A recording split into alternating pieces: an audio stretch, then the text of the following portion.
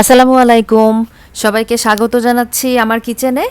সবার জন্য মজার আর পারফেক্ট একটা রেসিপি নিয়ে হাজির হয়েছি। করে দেখাবো বিফ জালি কাবাবের রেসিপি ভালো লাগলে লাইক কমেন্ট করবেন, সেই সাথে চ্যানেলটাকে সাবস্ক্রাইব করে সাথেই থাকবেন পরবর্তী আপডেট পাওয়ার জন্য। চলুন কথা না বাড়িয়ে শুরু করি মূল রেসিপি।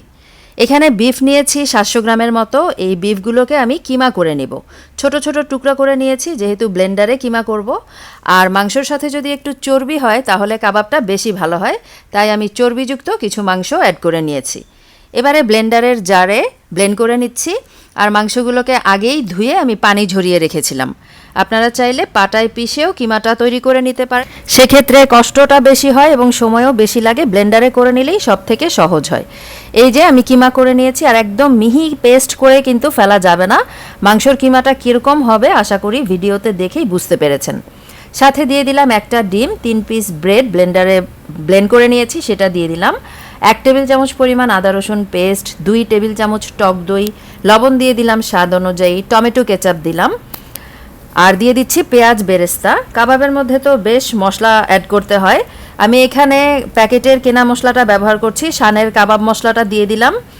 আর পরিমাপটা ডেসক্রিপশন বক্সে আমি লিখে দিয়ে রাখবো। ব্যবহার করছি লেবুর রস, ভিনেগার, টেস্টিং সল্ট, চিনি, পুদিনা পাতা, ধনে পাতা, সব কিছু দিয়ে খুব ভালোভাবে এই কিমাটার সাথে মেখে মিশিয়ে নিতে হবে। একটু সময় নিয়ে খুব ভালোভাবে মেখে সফট করে নিতে হবে।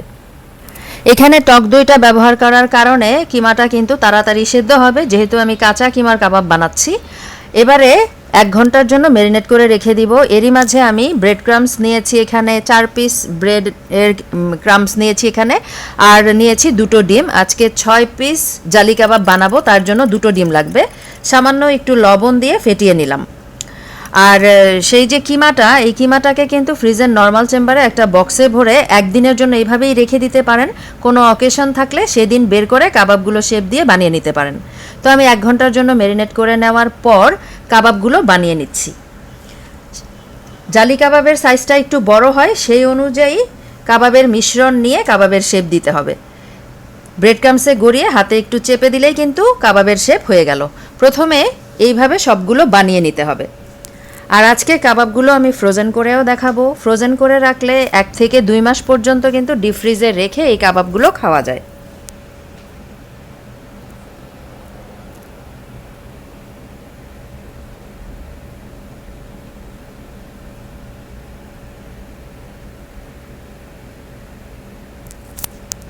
সবগুলো কাবাব বানানো হয়ে গেছে। এখন জিব্লক ব্যাগে করে ডিপ ফ্রিজে তুলে রাখবো, আর কয়েকটা আপনাদেরকে ভেজে দেখাবো।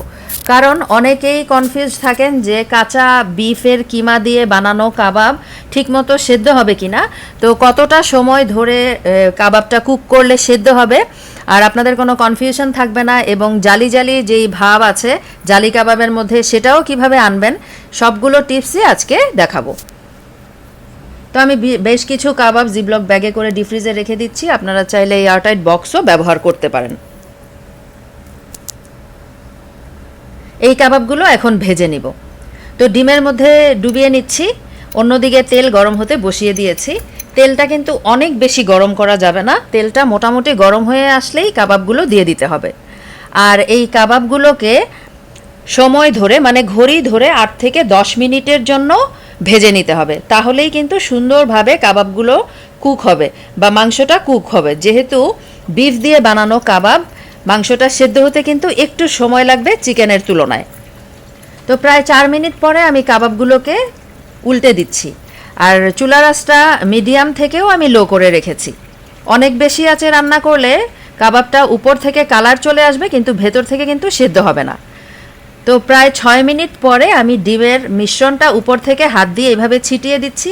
এতে করে জালি কাবাবের যে একটা ইফেক্ট সেটা কিন্তু আসবে, জালি জালি একটা ভাব হবে।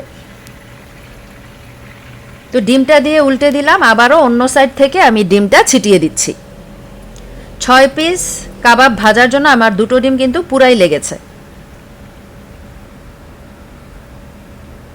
মোটামুটি 6 থেকে 7 মিনিট কাবাবটা ভেজে নেওয়ার পর ডিমের জালি ভাবটা করার জন্য ডিমটা দিতে হবে, না হলে ডিমটা কালারও চেঞ্জ হয়ে যাবে এবং ডিমটা অনেক বেশি শক্ত হয়ে যাবে, সেক্ষেত্রে কিন্তু খেতে স্বাদটা ভালো লাগবে না। তো এইভাবে করে প্রায় 10 মিনিট সময় নিয়ে আমি কাবাবগুলো ভেজে তুলে নিয়েছি। এখন ভেতরটা একটু ভেঙে দেখাবো যে কেমন হলো। বিয়েবাড়ির স্বাদে এই জালি কাবাবটা বাসায় বানিয়ে দেখবেন, যে বাসায় খুব সহজেই বাবুর্চিদের মতো আপনারাও জালি কাবাব বানিয়ে নিতে পারবেন।